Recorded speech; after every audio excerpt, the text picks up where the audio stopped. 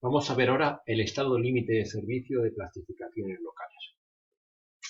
Bueno, las estructuras metálicas poseen inevitables tensiones residuales internas derivadas de los procesos de laminación, manipulación, enderezado y soldadura.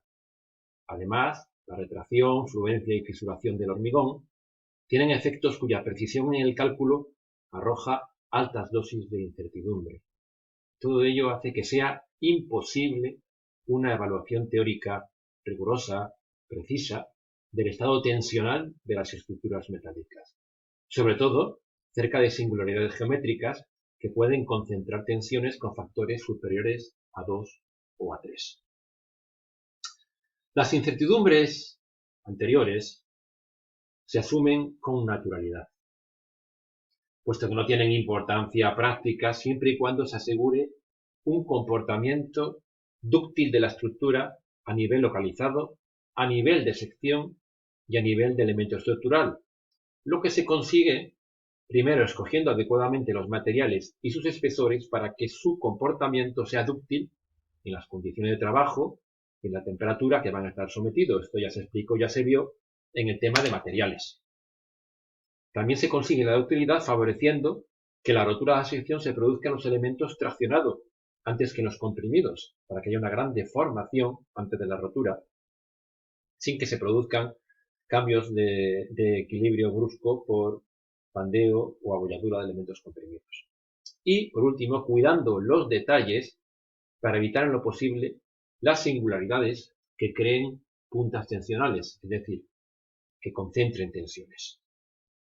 Si se siguen las recomendaciones anteriores, solo será suficiente hacer un análisis somero del estado tensional en servicio con tres objetivos. Primero, garantizar un comportamiento lineal de la estructura, de modo que puedan validarse los modelos utilizados para obtener los esfuerzos, flechas, etc. Es decir, si para obtener los esfuerzos, flechas, etc.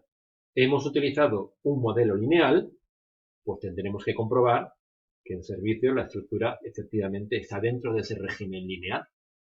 Segundo, para limitar el alcance de las zonas en que se vayan a producir plastificaciones locales, porque no solo evitará las deformaciones irreversibles que constituyen las plastificaciones locales, sino también los riesgos de rotura por fatiga oligocíclica, que es una fatiga especial que se produce con bajo número de ciclos pero en tensiones muy altas. Tercero, y hablando ya de la losa de hormigón, para evitar el hormigón muy comprimido, donde se pueden producir deformaciones elevadas que produzcan microfisuraciones. Para obtención de las tensiones en estado límite de servicio, a efectos de la comprobación el análisis de la estructura se debe realizar linealmente y teniendo en cuenta los efectos de segundo orden cuando corresponda, según se estudió en el tema de análisis estructural. Es recomendable también aplicar para obtener esfuerzos, flechas, etc., la transformación de la sección real en sección efectiva, teniendo en cuenta el fenómeno de arrastre de cortante, es decir, el ancho eficaz, lo que ya es absolutamente necesario para obtener el estado tensional, es decir, para realizar el análisis tensional a partir de los esfuerzos anteriores. Obviamente las secciones hay además que homogeneizarlas si la losa está comprimida, o bien tener en cuenta la fisuración si está traccionada. Bien, obtenidas las tensiones en servicio, las limitaciones que la RPX considera son las siguientes, las que vienen en el cuadro. Para el acero estructural, la tensión de comparación en la combinación frecuente no debe superar el 75% del límite elástico, ni en la combinación característica o poco probable el 90% del límite elástico. Y la tensión de compresión en el hormigón de la losa, para la frecuente el 50% de la resistencia característica del hormigón, y para la poco probable 0,625 veces la resistencia característica del hormigón. Ya que hablamos de tensión de comparación, porque generalmente las chapas, los puentes, están sometidos a un estado plano de tensiones, es decir, que en general tendrá una tensión sigma x en una dirección, una tensión sigma y en otra y una tensión tangencial. Bueno, particularizando, habitualmente las alas tendrán preferentemente una tensión normal y pocas tensiones tangenciales, y una tensión normal importante en una dirección, y las almas tendrán, sobre todo, tensiones normales en una dirección y tensiones tangenciales. Pero en cualquier caso, la limitación o la comprobación de las tensiones en servicio se debe hacer para la tensión de comparación, aquí según la fórmula de von Mises. Con frecuencia suele resultar obvio que se cumplen las condiciones tensionales anteriores y no es necesario proceder a un cálculo tensional detallado para confirmarlo. Sin embargo, hay otros casos en los que no es tan evidente su cumplimiento. Es ahí donde tendremos que centrarnos. Es ahí donde es imprescindible realizar la verificación tensional, como por ejemplo, en secciones que se han dimensionado para estado límite último y en donde el coeficiente de arrastre por cortante en estado límite de servicio, o coeficiente de anchura eficaz, por decirlo de otra manera, es inferior a 0,6, con lo que en estado límite último se ha podido tomar menor o igual que 1. 2. En elementos a flexión, cuando el momento de cálculo M sub D para el que se ha dimensionado la sección sea superior al 50% del valor correspondiente al momento último elástico de la sección. También, cuando para la comprobación resistente de una sección en estado límite último se hayan aceptado deformaciones unitarias superiores a la correspondiente al límite elástico. Por ejemplo, que se ha hecho una comprobación resistente con momentos plásticos.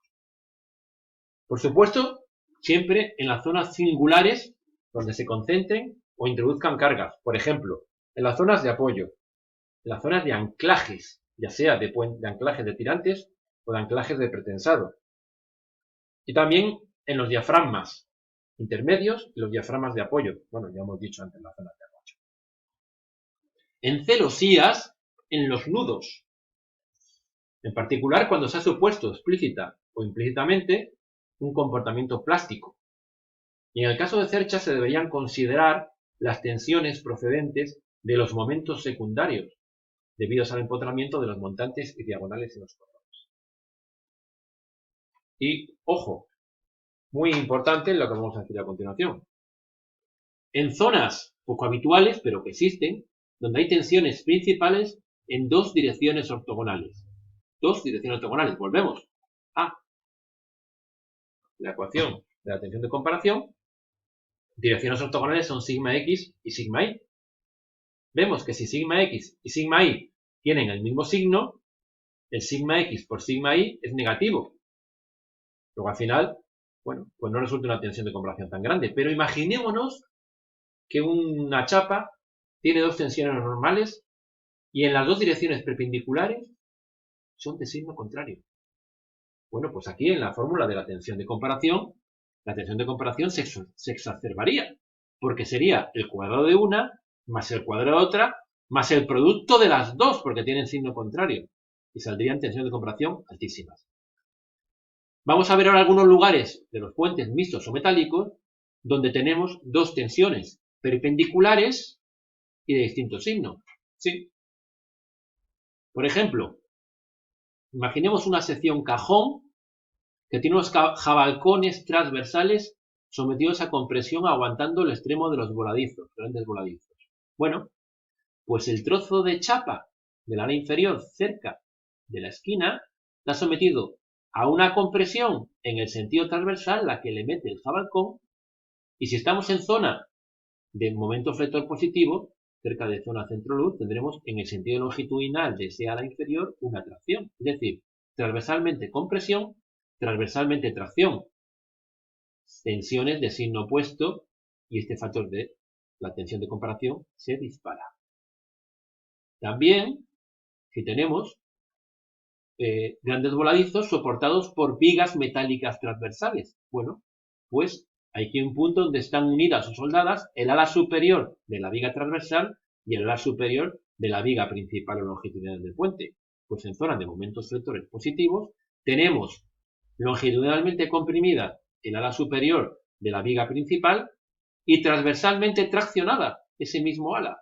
Otra vez tenemos dos tensiones normales en esta chapa de signo opuesto y otra vez exacerbadas las tensiones de comparación. Bien. Esos puntos, por supuesto, hay que comprobarlos siempre en estado límite de servicio tensional. ¿Y qué dice el Eurocódigo respecto a esto? Bueno, la norma EAE y el Eurocódigo son menos conservadores en relación a la verificación de este límite de servicio, ya que dicen que es suficiente con comprobar para la combinación poco probable, es decir, la característica, que la tensión de comparación sea menor o igual que el límite elástico. Si recordamos, la RPX nos decía el 90%. Y además nos limitaba la combinación frecuente. Además, el Eurocódigo exige que el rango nominal de la tensión, delta sigma, para la combinación característica tiene que ser menor que 1,5 veces el límite elástico del acero. Ese rango nominal se define como la diferencia algebraica entre los valores extremos de la tensión en un ciclo que forme parte de una historia de tensiones. Y respecto a las tensiones en hormigón, el Eurocódigo limita las características al 60% de resistencia característica de hormigón, cuando la RTX lo limitaba al 0,625. Y, por último, para el Eurocódigo para las armaduras pasivas y activas también tiene una limitación de las tensiones en servicio bajo combinación característica, respectivamente del 80 y el 75% del límite elástico.